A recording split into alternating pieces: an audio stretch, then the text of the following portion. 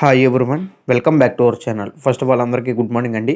CAPFs మనకి CRPF, BSF, SSB, ITBP, BSF ఈ అన్ని ఫోర్సుల్లో కలిపి head constable ministerial and ASI స్టెనోకి సంబంధించి టోటల్గా 1526 ఉద్యోగాలకు సంబంధించి ఒక షార్ట్ నోటీస్ అయితే రిలీజ్ అయింది. సో అదేంటి, క్వాలిఫికేషన్ ఏముండాలి, అలాగే దాని గురించి మిగిలిన డీటెయిల్స్ అన్నీ ఒకసారి అయితే చూసుకుందాం. Okay, height, chest, everything okay, ఒకసారి అయితే మీకు క్లారిటీగా ఎక్స్ప్లెయిన్ చేస్తాను. సో యాక్చువల్గా ఈ షార్ట్ నోటీస్ అనేది నిన్ననే రిలీజ్ అవడమే జరిగింది. బట్ ఏంటంటే నిన్న కొంచెం వర్క్ ఉండి కుదరలేదు. ఎస్ఎస్సి జేఈ ఎగ్జామ్, మా ఫ్రెండ్కి ఎస్ఎస్సి జేఈ ఎగ్జామ్ ఉంది. సో దానికి సంబంధించి అతనితో పాటు వెళ్ళడం అయితే జరిగింది. సో దానికి సంబంధించి ఎస్ఐసి వాళ్ళు అసలు నిజంగా ఏమైనా ప్యాటర్న్ మార్చారా, అసలు ఎలాంటి క్వశ్చన్లు అడిగారు అన్నది అతను కొన్ని గుర్తున్నాయి నాకు చెప్పాడు. సో దానికి సంబంధించి నేను తర్వాత నెక్స్ట్ వీడియో అయితే చేస్తాను, మీకు కావాలంటే. అర్థమైందా? అది మీకు చాలా ఉపయోగపడుద్ది. మనకి ఎలాగో నెక్స్ట్ సిహెచ్ఎస్ఎల్, ఫేజ్ 12, సిపిఓ ఉన్నాయి కాబట్టి అవి ఉపయోగపడుద్ది. అందులో కూడా general intelligence and reasoning, general awareness ఉంటాయి కాబట్టి మీకు ఈ ఎలా అడిగారు క్వశ్చన్లు అనేవి అతను నాకు కొన్ని ఎక్స్ప్లెయిన్ చేశాడు.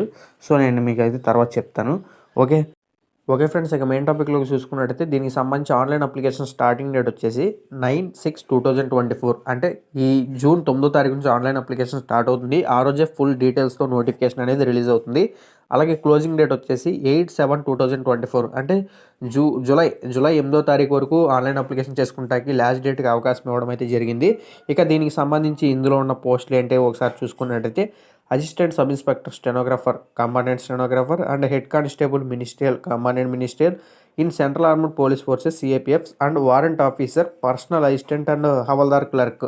ఒకసారి ఇక్కడ చూసుకోండి, మీకు అర్థమయ్యేలా చెప్పాలంటే హెడ్ కానిస్టేబుల్ మినిస్ట్రియల్ అలాగే assistant sub inspector ASI steno ఈ 2 రకాల పోస్టులు ఉండడం అయితే జరిగింది. అర్థమైందా? మీకు ఇందులో హెడ్ కానిస్టేబుల్ మినిస్ట్రియల్కి వచ్చేసి ఈ రెండింటికి టైపింగ్ కంపల్సరీ రావాలి. వీటికి ఏంటి అనేది ఒకసారి చెప్తే జాగ్రత్తగా వినండి.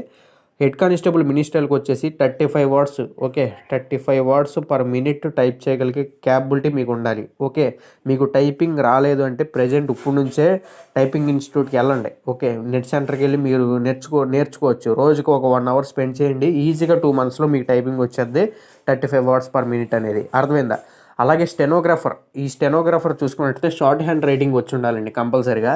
ఈ స్టెనోగ్రాఫర్ ఒకసారి ఏంటంటే మనకి ఆఫీస్లో వీళ్ళు కమాండెంట్ ఉంటారు కదా, కమాండెంట్ సారు, అలాగే డిప్యూటీ కమాండెంట్లు వీళ్ళు ఉంటారు కదా, వాళ్ళ కింద పిఏ కింద మనం. అర్థమైందా? వాళ్ళు ఏం చెప్తే అది మామూలుగా టైపింగ్ వర్క్ ఏమైనా ఉంటే చెప్తూ ఉంటారు, అది చేయాలి మనం. అర్థమైందా? ఈ స్టెనోగ్రఫీకి సంబంధించి వాళ్ళకి పిఏ కింద మనం. ఇది ఒకటి అయితే గుర్తుపెట్టుకోండి, చాలా బాగుంటుంది.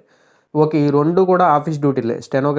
ఏఎస్ఐ స్టెనోగ్రాఫరును అలాగే హెడ్ కానిస్టేబుల్ మినిస్ట్రియల్ ఈ 2 కూడా ఆఫీస్ డ్యూటీసే ఉంటాయి.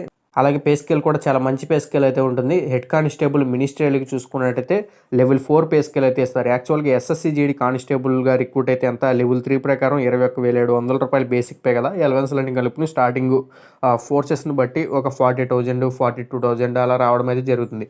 బట్ ఇక్కడ అలా కాదండి. హెడ్ కానిస్టేబుల్ మినిస్ట్రియల్కి వచ్చేసి మీ పే స్కేలే లెవెల్ 4 ఇస్తారు. అర్థమైందా? లెవెల్ 4 ఇస్తారు. మీకు చాలా మంచి పే స్కేల్. లెవెల్ 4 అంటే 25,500 రూపాయలు బేసిక్ పే ఉంటుంది. స్టార్టింగ్ ఎలవెన్స్లన్నీ కలుపుకుని మీకు బై హ్యాండే 45,000 అయితే వస్తుంది. అర్థమైందా?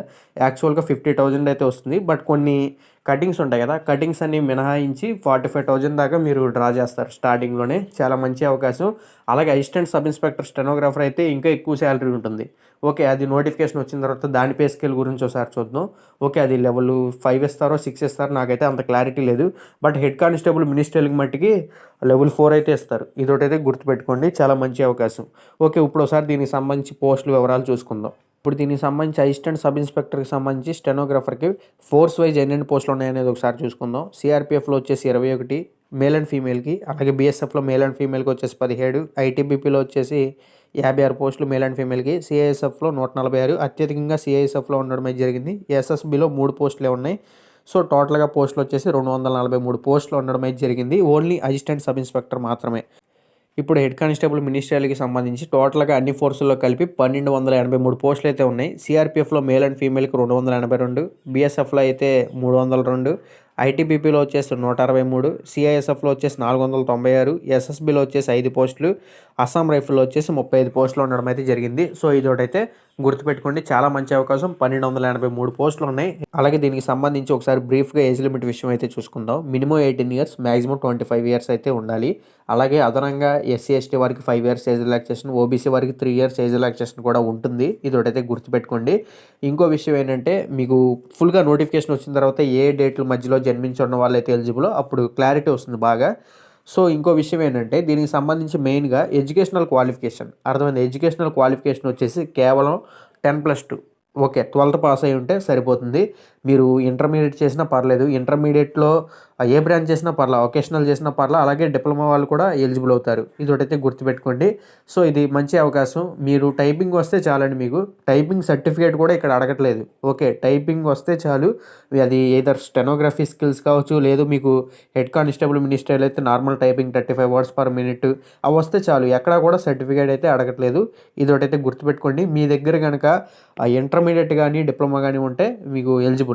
అలాగే వీటికి సంబంధించి సెలక్షన్ ప్రాసెస్ ఎలా ఉంటుందనేది ఒకసారి చూసుకున్నట్టయితే ముందుగా రిటన్ ఎగ్జామ్ అయితే ఉంటుంది. సెకండ్ ఫిజికల్ స్టాండర్డ్ టెస్ట్, అంటే మీకు ఇక్కడ రన్నింగ్ అలాంటివి ఏమి ఉండవు, జస్ట్ ఫిజికల్ స్టాండర్డ్ టెస్ట్ మాత్రమే ఉంటుంది. అర్థమైందా? పిఎస్టీ ఓకే, మీ హైటు చెస్ట్ అవి చూస్తారంతే, అంతకుమించి అయితే ఏముండదు. ఇక నెక్స్ట్ స్టేజ్ 3 వచ్చేసి స్కిల్ టెస్ట్. మీకు టైపింగ్ మీరు హెడ్ కానిస్టేబుల్ మినిస్ట్రియల్ పోస్ట్కి అప్లై చేస్తే టైపింగ్ ఉంటుంది. అదే స్టెనోగ్రాఫర్ అప్లై చేస్తే స్టెనోగ్రఫీ స్కిల్ అయితే ఉంటుంది. ఇక స్టేజ్ 4 వచ్చేసి డాక్యుమెంట్ వెరిఫికేషన్, ఫైనల్గా మెడికల్ అయితే మెడికల్ ఎగ్జామినేషన్ అయితే ఉంటుంది. సో మెడికల్ టెస్ట్ అర్థమైందా? సో టోటల్గా సెలక్షన్ ప్రాసెస్ అయితే ఇది.